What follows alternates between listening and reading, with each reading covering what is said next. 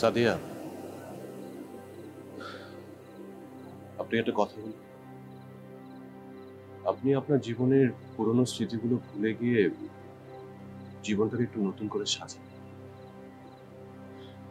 দেখেন, জীবন তো একটাই, সেটাকে তো নষ্ট হতে দেওয়া যায় না। আচ্ছা অর্ণব সাহেব, এই পৃথিবী থেকে যে মানুষ একবার চলে যায় সে কি আর কোনোদিন এই পৃথিবীতে ফিরে আসতে পারে? হয়তো আসে জীবনানন্দের শঙ্খচিল কিংবা শালিকের মতো, আবার হয়তো আসে না। যদি মানুষ ফিরে না আসে তাহলে তার স্মৃতিগুলি কেন বারবার ফিরে আসে? মৃত মানুষের মতো তার স্মৃতিগুলি কি তার সাথে চলে যেতে পারে না? অ্যাকচুয়ালি মানুষ তো স্মৃতি হওয়ার আশা নিয়ে পৃথিবীতে আসে। কেউ আশা করে, কেউ আবার করে না। আসলে দুই পক্ষের মন জুগিয়ে তো আর চলা যায় না, সে তার ইচ্ছা মতোই চলে।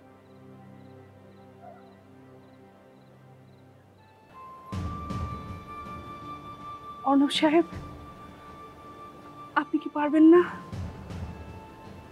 আমাকে এই স্মৃতির ভার থেকে মুক্তি দিতে? বলুন না, আপনি পারবেন না? বলছেন না কেন?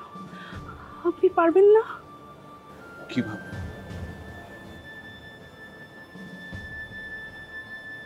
আমি জানি না কিভাবে, শুধু জানি আমি মুক্তি পেতে চাই।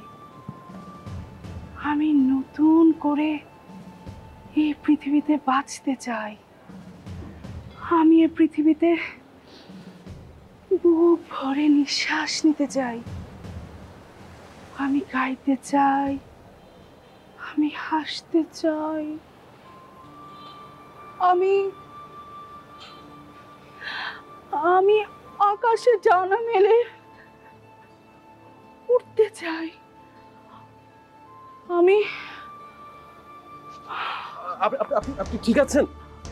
হ্যালো, আপনি ঠিক আছেন? কেউ আছেন?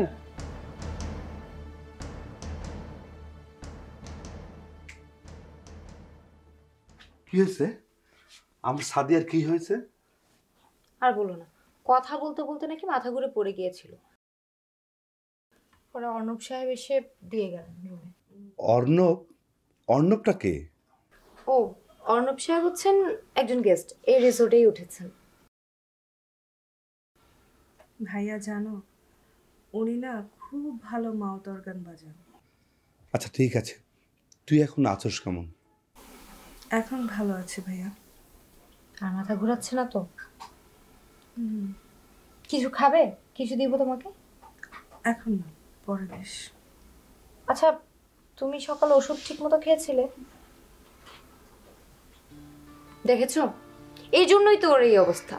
হ্যাঁ, এই অনিয়মের জন্যই তো আজকে এই অবস্থা ওর। ঠিক আছে, তুমি বসো, আমি কিছু নিয়ে আসছি তোমার জন্য।